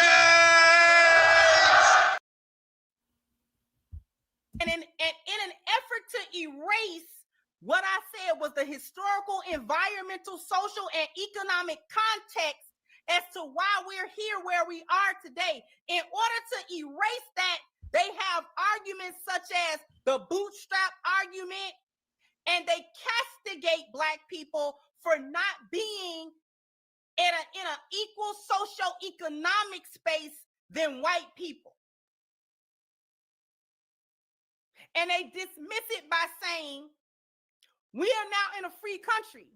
You are no longer enslaved. So why can't you catch up? We've been ahead of you 500 or 600 years, but in 100 years or less, because aside from chattel slavery, we had Jim Crow, we had redlining, we had black codes, we had all of these systematic things in place. Why haven't you been able to overcome all of that and be equal to us? It can only be because you're stupid.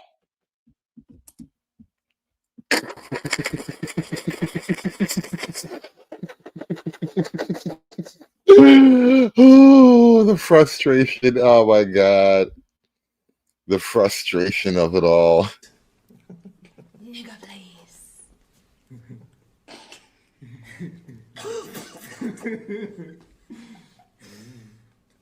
Serious. Yeah, she crashed out for real. Oh my God. I feel like that was a lot of internalized cope being projected onto the camera right there.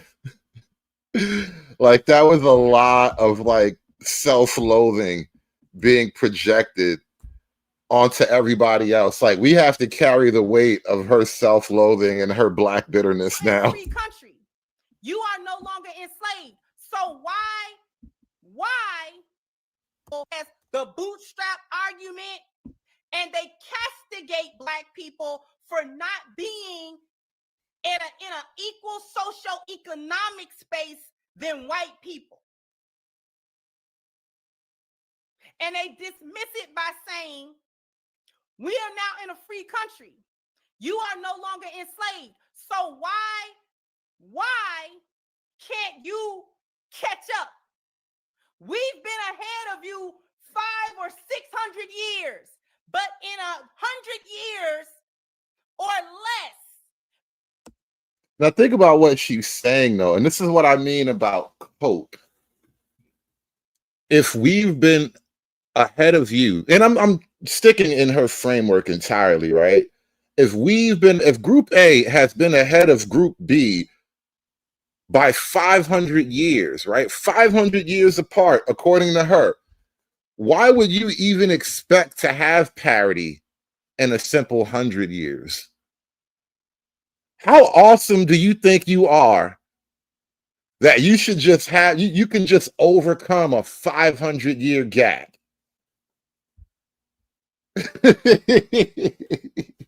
Like, and this is what I mean. It's a weird level of cope. It's like, maybe you're not stupid. You're just 500 years behind.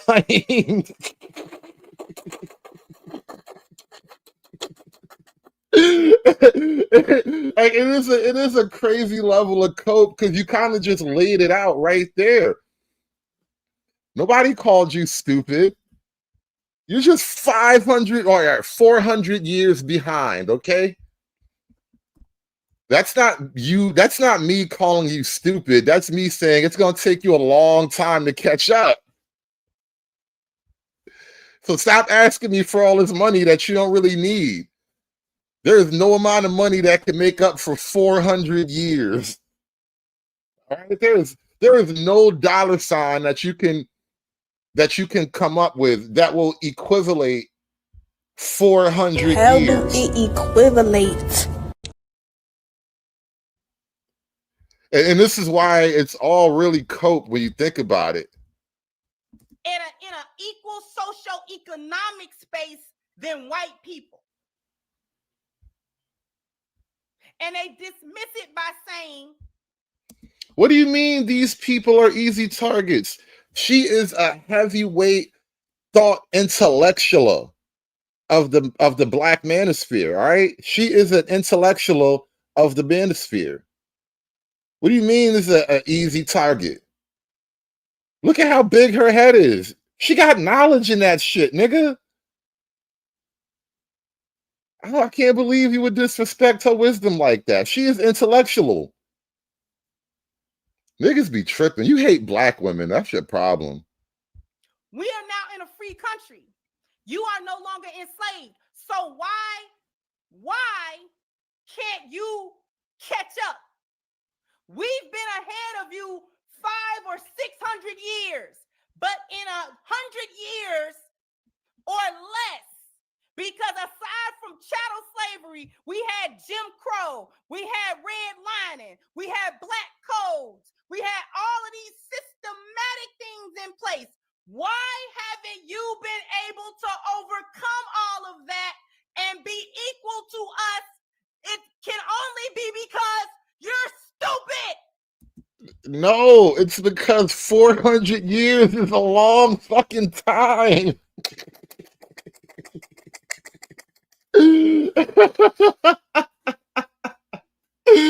Oh my God. Like, the human body can't really contemplate 400 years of existence, right?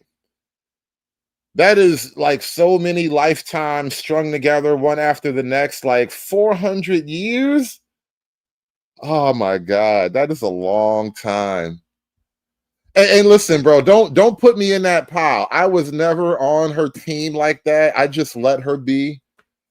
She was non-threatening to the agenda, so I let her go off and chase butterflies and shit.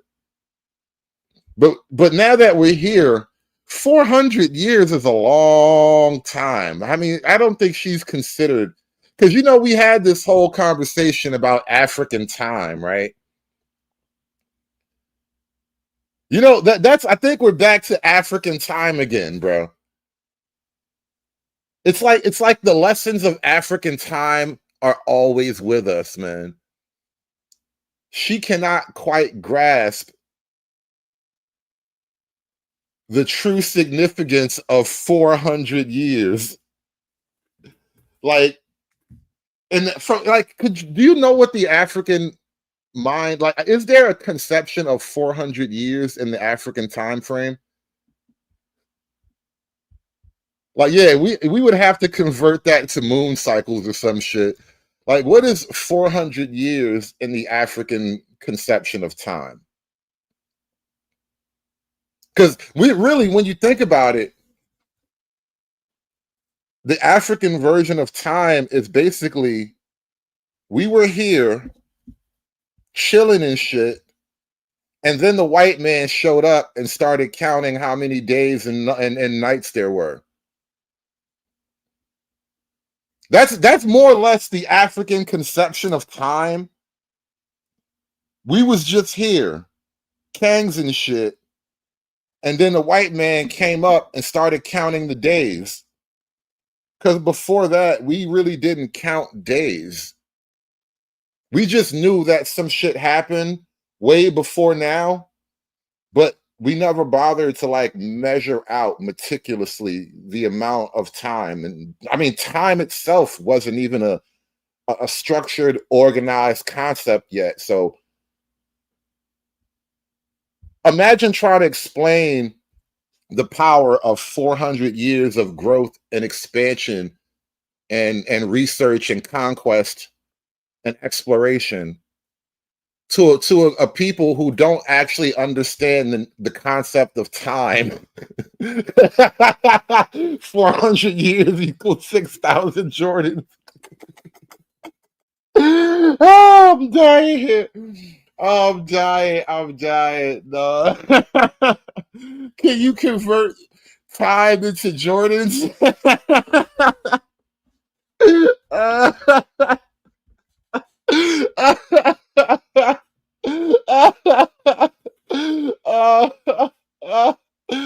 Oh God, one time. My stomach is starting to hurt. My stomach is starting to hurt. Oh my god. And you're lazy. And you're And you lazy. don't know how to work. And you don't know how to And you work. don't know how to make it. And you don't know how to make it. Oh man, this is not supposed to be funny. This is not supposed to be funny. This was supposed to be like somber and intellectual. I was supposed to be digging in my bag of knowledge and wisdom and shit, and now I'm just making jokes about African time. Oh man, we got to do better. We got to do better. Oh god, we got to do better than this, man. Oh god. All of that and be equal to us, it can only be because you're stupid and you're lazy and you don't know how to work and you don't know how to make it and you don't have education. This is why you can't be equal with us. All the context gone. And they term it as anytime you bring up the context, it's victim Olympics. This is who you niggas turn to for female softness and shit. This is who you niggas listen to for, like, you know, the feminine opinion and shit. This is who you niggas. I mean, at least Danica Marie let you see her boobies. Like, what the fuck, man? At least Danica let you see her goddamn titties. Jesus Christ. This is who you niggas go lay your head on her shoulders for comfort? Oh, fuck. God damn it. I can't believe you niggas, man. You niggas are so abused. You niggas are so abused. This is fucking pathetic. You niggas been getting yelled at your whole life. You think it's comfort? This shit is like comfort food to you niggas. You know what? You know what? Now I finally made a decision. At least Danica lets you see her goddamn titties, bro. I mean, damn. If I'm gonna get yelled at, I'd rather be yelled at by a nice set of titties, bro. That shit is terrible. This shit is depressing me, man. This shit is depressing the hell out of me, man. You just yelling at niggas. You lazy. You can't work. You don't understand shit. God damn, bitch, at least let me see a nipple or something. The fuck? You niggas been saying at this shit for years, just getting abused like this. Oh man. Oh man. I feel bad for you niggas, bro. I do that. I feel so bad for you niggas, man. You gotta break the cycle, bro. You gotta break the cycle, bro. The thirst ends with you, man. I promise you, the thirst ends with you, bro. You have to break your own thirst, bro. It ends with you. I can't believe I just let this bitch yell at me all this time and I ain't never seen a nipple in her whole life. This shit is shameful. You're just making excuses. Y'all ain't been in chains for 100 years. What are you talking about? No, y'all just ignorant now. And they use the worst among us to color all of us. And the coons do it too. White nationalists do it because that's what they do. They're colonizers. They have perfected colonization. And that's why they get to see titties.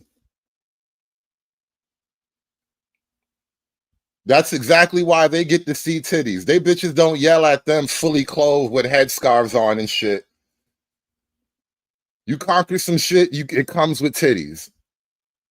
Those are the rules, all right? You try to convince your audience there's another way that we can be different. Nope.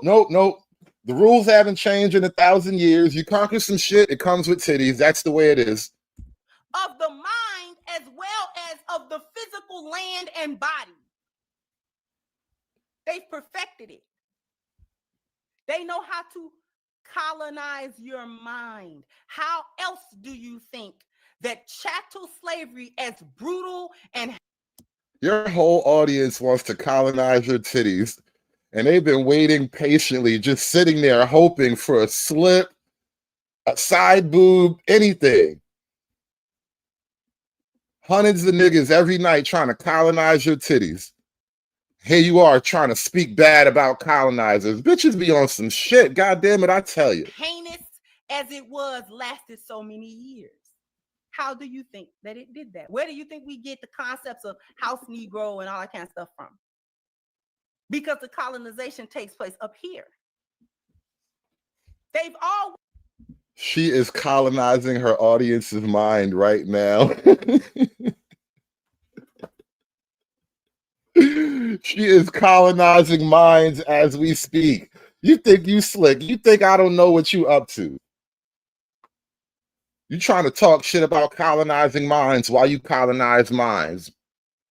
Bro, you see how bad they treat men, bro? You see how, bro, I'm telling you, this shit is terrible, man. You nice words that meant your subjugation. The colonizer offers you titties, though. What are you promising? What are you promising?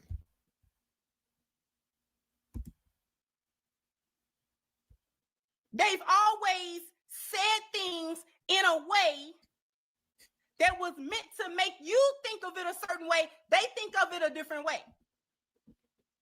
They wanted the slaves to be good Christians, but their definition of that was very different.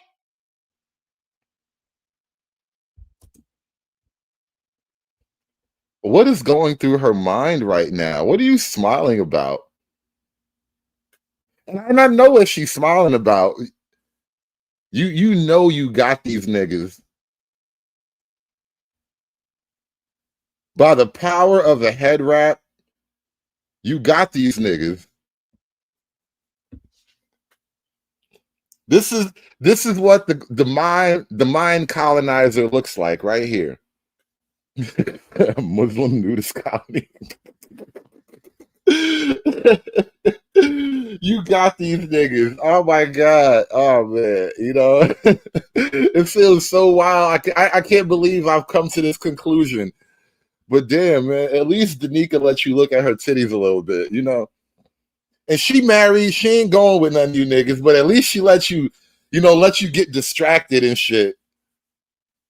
But that look right there tells me you feel like you won. You know you're winning right now. Hotep Queen.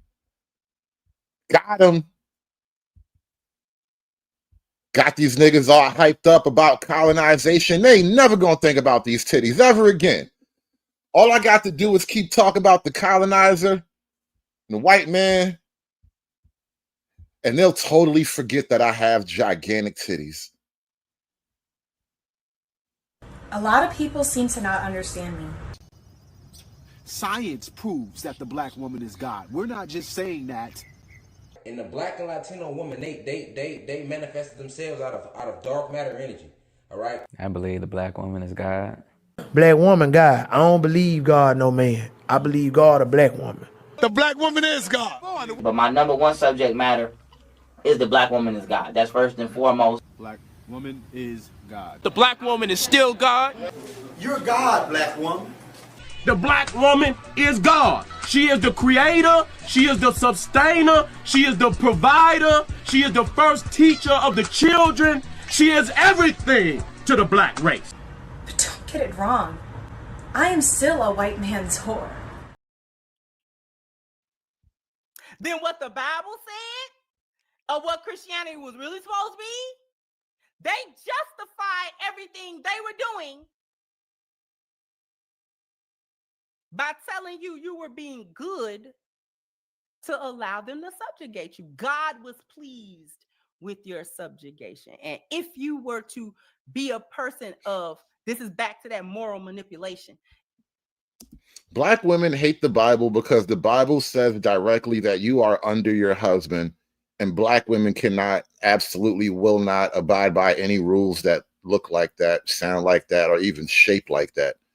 If it even oddly resembles being underneath your husband, they're going to walk away from that shit. If you were a good God-fearing person, then you would enjoy your position of subjugation because we're meant to be above you. And they would give you a modified version of the Bible. Black women's version of the Bible basically places the husband as the white man during slavery. That is exactly how they see that shit. Aspiring to be patriarchs like what white men have, that isn't freedom. That isn't going to help anybody. It's certainly not going to help black people. You can only read so many passages of it, certain passages of it. They would take it out. They've always taken things out of context and given it to you and spoon-fed it to you. They have a full way that they think about that. It is not the way that you think about it. So when they say, or when they intimate to you that they have a God-given right to rule, no matter what that rulership looked like, as long as it benefit them, you gotta understand they're not even talking about the same God in the same way that you think about it, and it's not the same.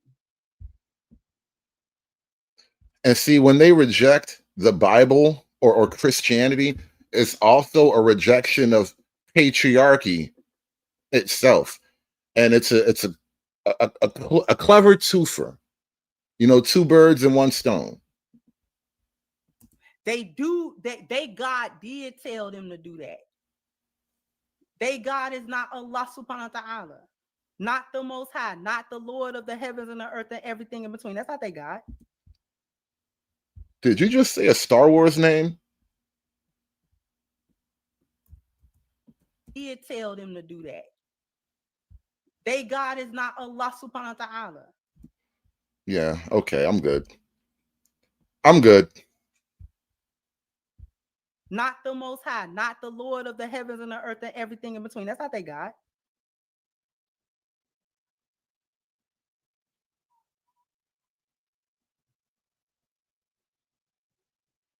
They God did tell them that. It's their destiny to do.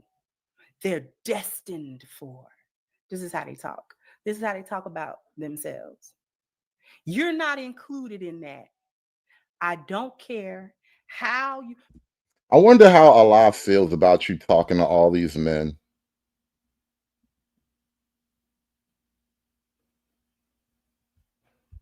I wonder what Muhammad would say about you talking to all these men like this, raising your voice and stuff. You understand that there are entire countries where you raising your voice to men would get you beheaded? Indoors, outdoors, you can't even raise your voice at a man in your dreams, all right? You will die in your sleep, as is our custom. I can't believe the nerve of these talking bitches. I wonder what Muhammad has to say about you talking to all these men all the time. Because let me explain something else. They use certain rhetoric. Part of the rhetoric that they use, and y'all still ain't got it, that they use propaganda and rhetoric. It does not reflect how they actually feel. That's why it's propaganda. Because other people are supposed to accept it, not them.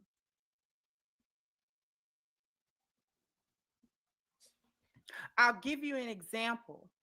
They'll give us the rhetoric of good people by telling us that they don't want to live around criminals and ghetto people and violence and things of that nature.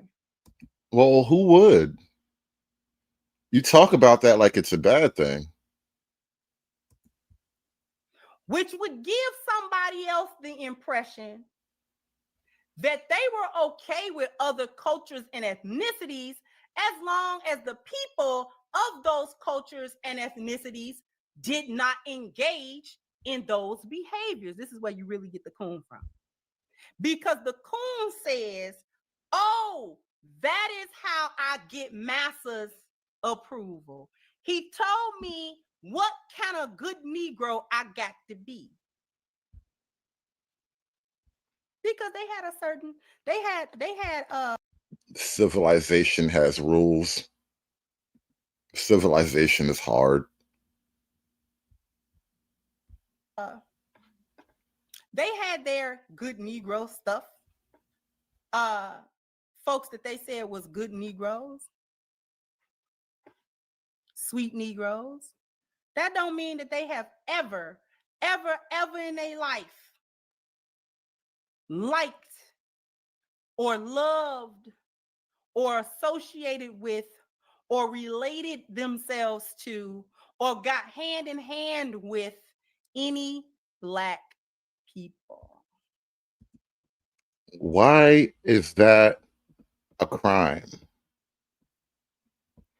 And this is kind of where I wanted to end this whole point. Like when we started out talking about Charlie and what Charlie has done to be hated so much, apparently it is a crime to not like or love Black people at an appropriate level. There's probably some type of Geiger counter type device that can like measure your love for the melanated race. And if you know if the alarm goes off, then maybe we throw you in jail or something like that. Like, why is it a crime to not love or like Black people enough? And how much is enough? What is the appropriate amount of love that one should have for Black people? Do you have to like have a Black girlfriend? Do you have to eat collard greens? Do you have to sing a Negro spiritual? Do you have to put Beyonce as your screensaver? Like, what does one do to express the appropriate amount of love for Black people? They still feel the way that they feel about Black people. It don't change. It does not change. I'm going to give you an example, a very, very, very recent example. Real recent. That's such a creepy smile. That's the smile a bitch makes before she pours hot grits on you. I remember when you was cheating on me that day, and I said, I forgive you. That is the smile that you get right before the hot grits, bro. Tell me that's not that I'm about to pour hot grease on you. That's the face.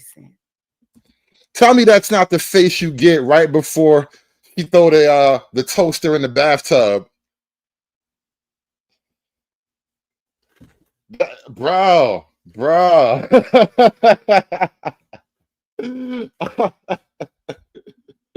don't even care what she about to say next. It don't even matter.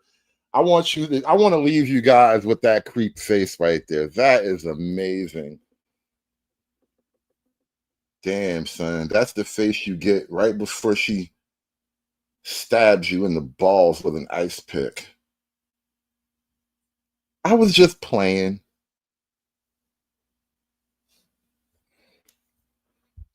I didn't really mean it. Nightmare fuel. Oh man, listen. I think I'm done. I think I'm done here. I think I'm done here. I think our work here is done. That's that Pilio Muffin Catback Blue smile right there. I'm done. I'm done. I'm scared enough. I am genuinely frightened. I'm gonna back away slowly. Let me read some super chats before we go take a shower and cleanse ourselves of this atrocity. Jamar with the $10 for the cake assault I never knew existed. Oh man, yeah. What they did to them cakes, man. The female Oswald Bates from In Living Color. Oh no. Not female Oswald Bates. No, I'm good. No. Ew, no. So many no's. Oh man. Oh man. And Lasers Go Pew with the $2 super chat. Man, thank y'all so much for smashing that super chat button, man. Hulk! Smash!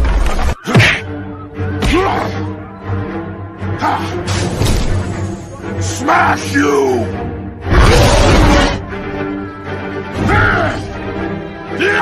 You make Hulk angry. You not like Hulk angry. Hulk no like fighting girls.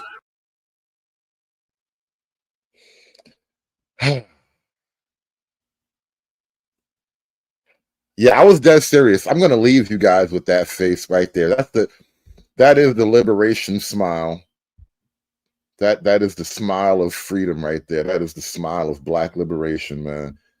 All right, I gotta get out of here. I gotta go run some errands while I got time left. You guys have a great day. It's done. It's done. It's done. It's done. It's done. It's done.